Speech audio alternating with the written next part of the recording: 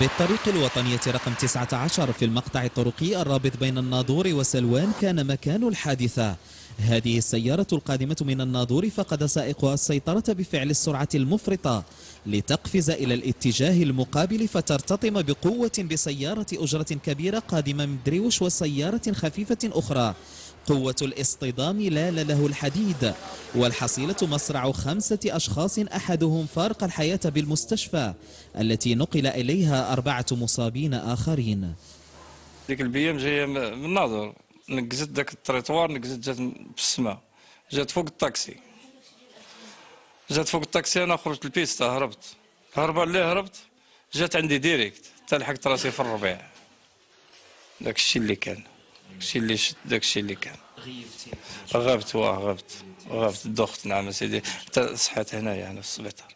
خرج من لانتير ديال التريطوارات حتى كيبان لي داك الشيء جاي ديريكت، كنقول لهذا جري باش ما يطلعش علينا، حتى كتبان لي لاكريمه، وهذيك اللي خرجت عندهم ما نعرفها شنو هي، طلعت من فوق منها، هي هذيك جات انا ما ضربتني في قطع، لقيت راسي هنا ناعسه.